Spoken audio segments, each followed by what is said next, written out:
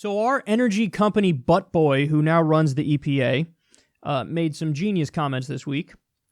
EPA administrator questions assumptions, quote, assumptions that global warming is bad.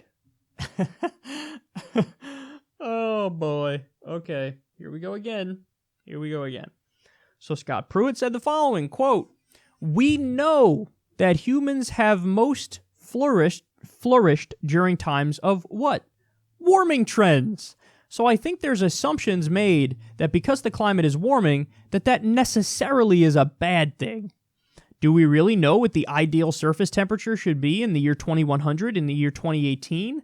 I mean, that's somewhat fairly arrogant for us to think that we know exactly what it should be in 2100. Scott Pruitt is a complete caricature of an oil company stooge. I mean, no, what's arrogant, Scott, is that you're commenting on this shit without understanding any of the data or the science behind it. We have proven models that explain exactly what's going to happen in the future with climate change and exactly what's happening right now with climate change. As Cape Town, South Africa runs out of water because of climate change, this idiot's like, hey, maybe it's a good thing. Who are we to say what temperature is the ideal temperature? Well, riddle me this, dipshit. Maybe it's a better temperature if we don't run out of water and increase famine and increase drought and have more wildfires and have stronger fucking hurricanes and have sea level rise and have the Middle East become uninhabitable because it's too hot there for human existence, which is supposed to happen by about 2100. Maybe not that is ideal. He doesn't care. Why? Because he got over $500,000 from the energy industry. Scott Pruitt banned scientists who have taken government grants from being on the EPA policy board. Think about how ridiculous that is. As he bragged about being a partner with the energy industry, he said, no, we don't allow on scientists who got grants because that's a conflict of interest. But it's not a conflict of interest that you took $500,000 from the energy industry. It's not a conflict of interest that you have people who are responsible for fracking and oil and coal in the EPA right now. He's got it flipped exactly backwards because he's a stooge to the industry. But here's the main point of this story, and this is why I wanted to discuss this. There are different stages of climate change denialism. And what you'll see is he will keep moving the goalposts. And he's known to do this. It's on the record. And he'll oscillate back and forth between these different arguments depending on what's convenient at the time and who he's talking to. But, so what's the first stage of climate change denialism? The first stage is they'll say, well, the climate's not changing. That's just not true.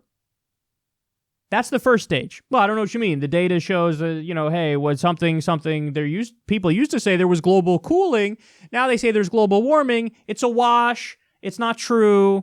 Either we don't know what's going to happen in the future or it's going to stay the same or something, but the climate is not changing. That's stage one of climate change denialism. That's easy to debunk because all the data proves the opposite. All you have to do is show them any evidence of what's been happening in recent years, what's been happening for the past few decades, and they go, oh, well, it's just undeniable that there's a giant trend here in the warming direction. The greenhouse gas effect is through the roof at the moment. That's the first stage. Eventually, if you have somebody who's adequately educated on this issue and they push back enough against that, they'll change off that one because that becomes untenable.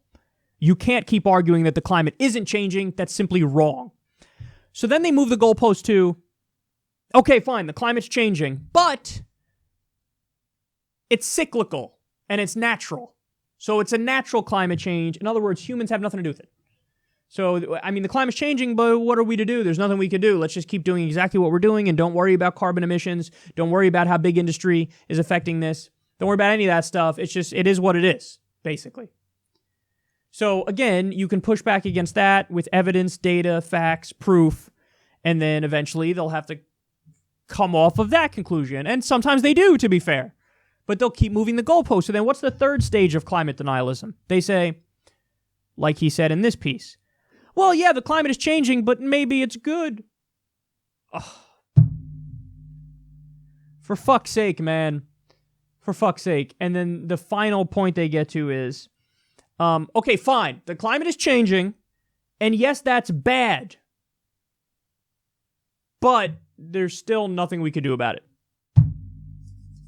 So you see how the progression here? The climate isn't changing. Okay, the climate is changing, but it's natural. Okay, the climate is changing, but maybe it's a good thing. Okay, the climate is changing, and it's bad, but there's really nothing we can do about it. And you'll see Scott Pruitt, he'll always go back and forth between all those arguments, even though those arguments are contradictory, and none of them are true, because he's a stooge of the oil industry, and he's also an idiot. I think he genuinely believes the bullshit that he's spewing.